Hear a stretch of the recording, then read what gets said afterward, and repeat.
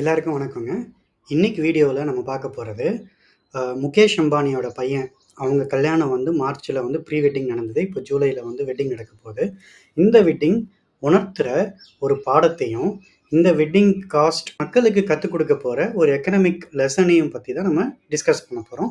வாங்க இப்போது வீடியோக்குள்ளே போகலாம்.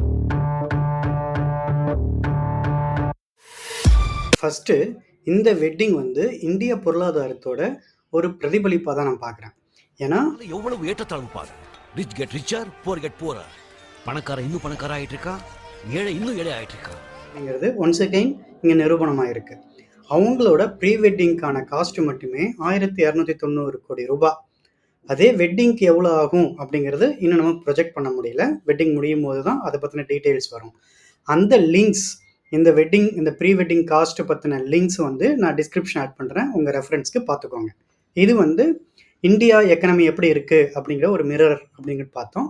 அடுத்த எக்கனாமிக் லெசன் இதுலேருந்து நம்ம என்ன கற்றுக்கலாம் அப்படின்னு பார்த்தீங்கன்னா, முகேஷ் அம்பானியோட ஓவரால் அசட் வேல்யூ பார்த்தீங்கன்னா 10 லட்சம் கோடி ரூபாய், இல்லைனா 9.9 லட்சம் கோடி ரூபாய் அவரோட சொத்து.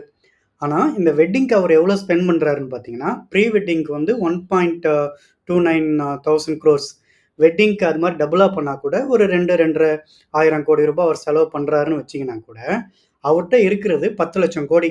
அவர் கல்யாணத்துக்குன்னு ஸ்பெண்ட் பண்ணுறது பார்த்தீங்கன்னா 3000-4,000 இல்லை 4,500.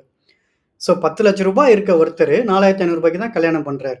ஸோ உங்களுக்கு உங்கள் ஜெனரேஷனுக்கு நீங்கள் வெல்த் இன்க்ரீஸ் பண்ணணும்னு நினச்சிங்கன்னா, நீங்கள் கற்றுக் கொடுக்கணும்னு நினச்சிங்கன்னா இது மாதிரி தான் நீங்கள் செலவுகளை குறைச்சிக்கணும். இந்த 2 பாயிண்ட்டையும் உங்கள்கிட்ட ஷேர் பண்ணிக்கலாம் அப்படிங்கிறதுக்கான வீடியோ தான் இது.